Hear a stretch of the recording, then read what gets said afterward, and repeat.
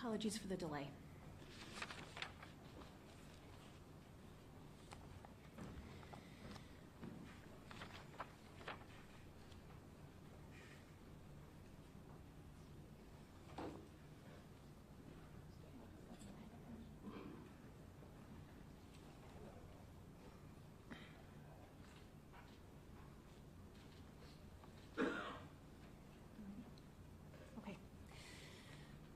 Thank you all so much for being here today. I'm Bonnie Bowman. I'm a Public Information Officer for the Minnesota Bureau of Criminal Apprehension. We have been assisting the Winona Police Department in investigating this case.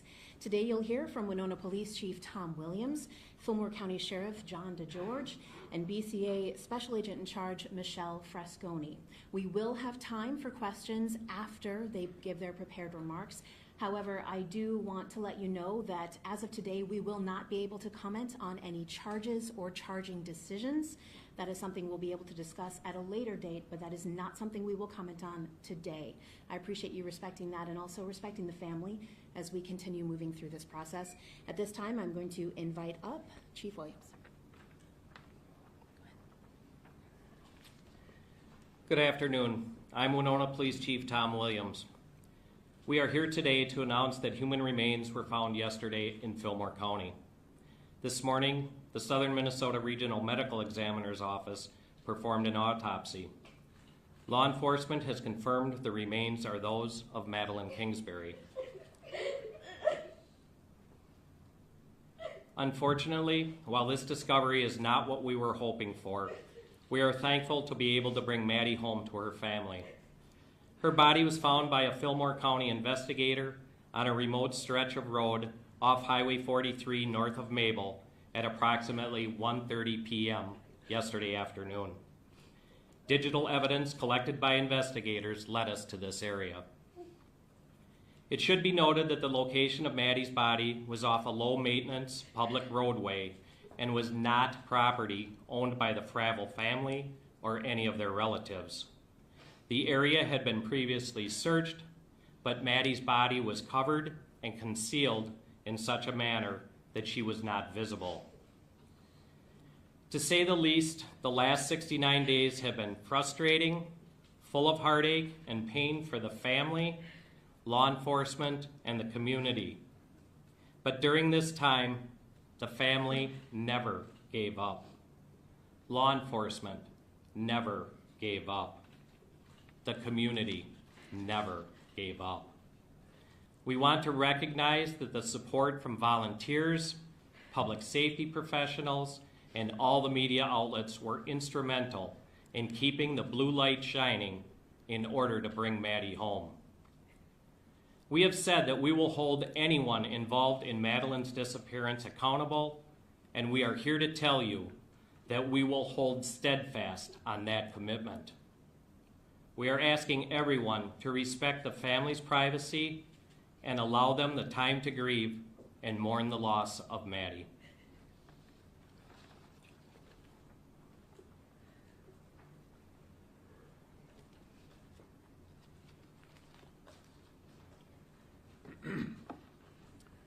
Good afternoon, everyone. My name is John DeGeorge. I'm the Fillmore County Sheriff. On behalf of the Fillmore County Sheriff's Office, we offer our deepest condolences to the family of Madeline Kingsbury. As Chief Williams stated, this is not the outcome we had hoped for, but we are grateful to help bring the search for Madeline to a close. After the conclusion of the large-scale searches led by law enforcement, Fillmore County Sheriff's Office investigators and deputies have continued to search specific areas and follow up on investigative leads on a daily basis. Hundreds of tips have come in to our team from many different sources, and each one of them was thoroughly explored. We are thankful for the partnership and the professionalism of the Winona Police Department, the Winona County Sheriff's Office, the Minnesota BCA, and all of the other supporting agencies. I am proud of our team of investigators and deputies who have kept focus and stayed committed and determined throughout this investigation.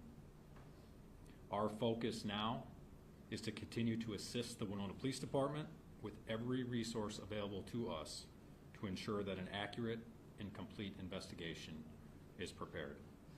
Thank you.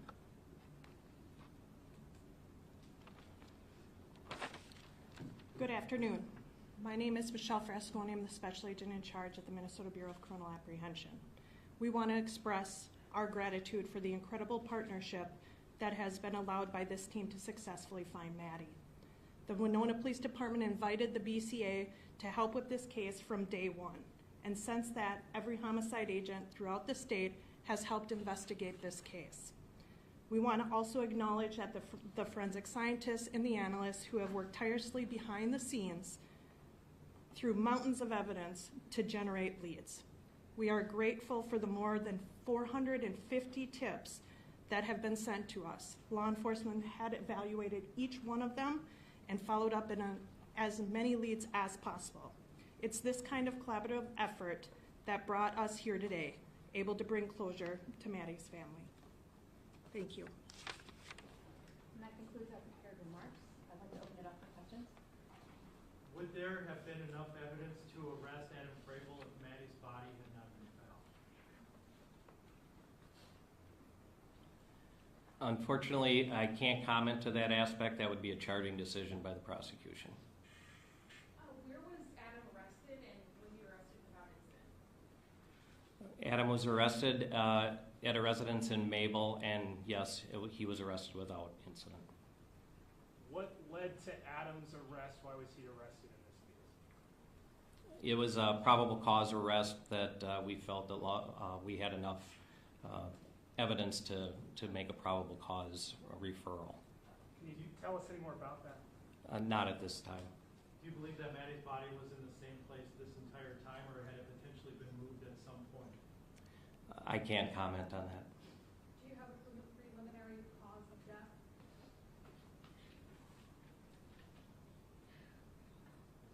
Not at this time. That was one of the reasons for the delay.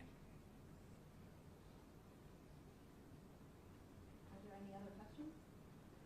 Can you tell us more about the digital evidence that led you there? We actually, to be specific on the digital evidence, no, we've had mountains of digital evidence that's related to phone data as well as computer data.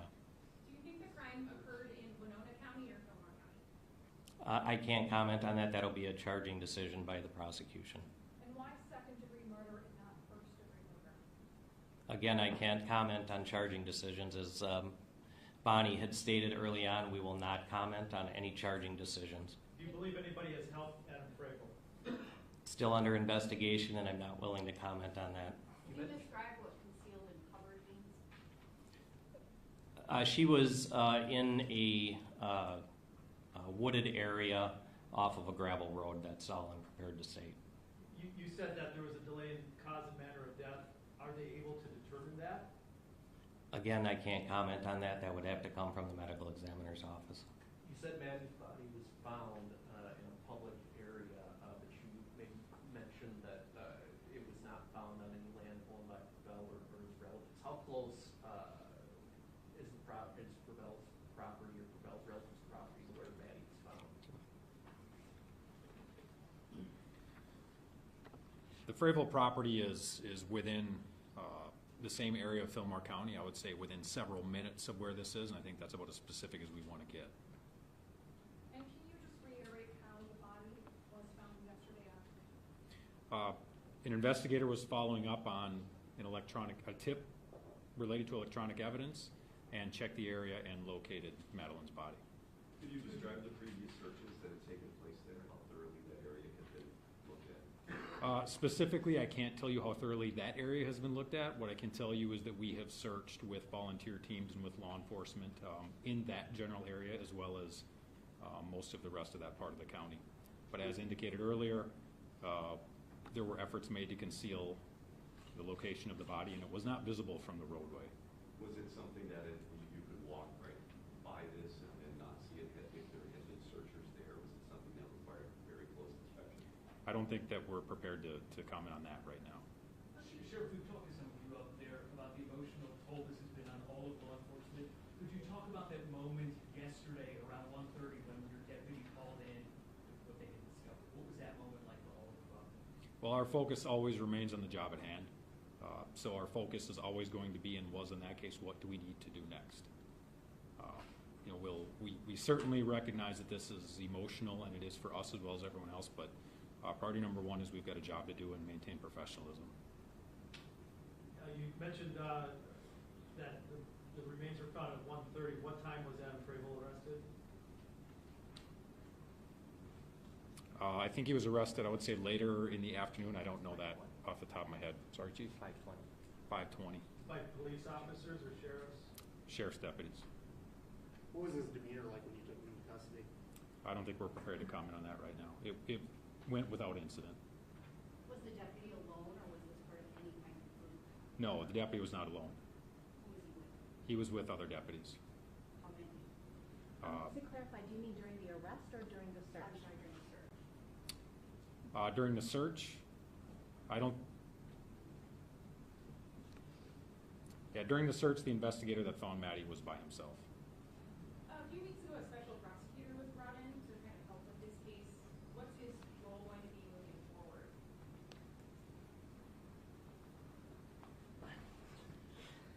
Again, the response on that is relating to anything with the prosecution is that we are not prepared to comment on that at this time. And how has this case affected law enforcement with such high emotions in town? As Sheriff DeGeorge said, it's taken a lot of effort by everybody, and not just law enforcement, but volunteers as well. We know what the task at hand is. We know that we have a job to do. Everybody stepped up, and we did what we were required to do, and we will continue to do that through the trial stage of this as well. Was this the biggest mass search in most of your all's careers?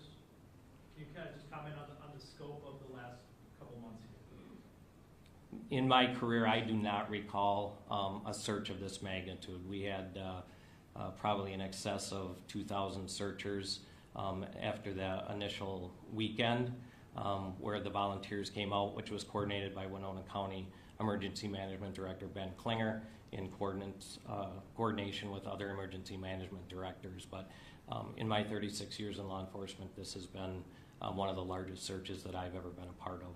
I know you received a lot of tips. Were there tips that ultimately were helpful in finding what you needed to find? I can't comment on that at this stage. And what is next in this case?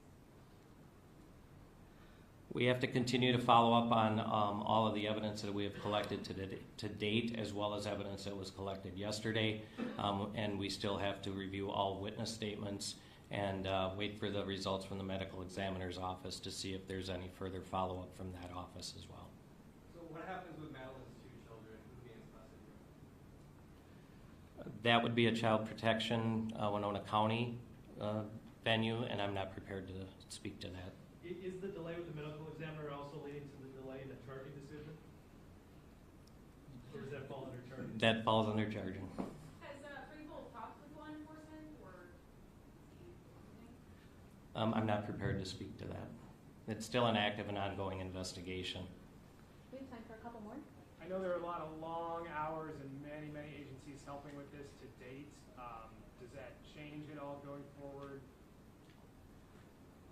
We still are dedicated, as Sheriff DeGeorge mentioned, all agencies are dedicated to continue to do what it needs to do to bring this to a successful conclusion.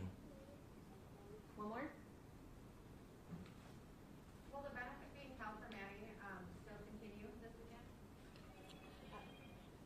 That's the family said Yes. yes. Yes. Oh, the family says Okay. yes. Thank you. Okay. Thank you, everyone.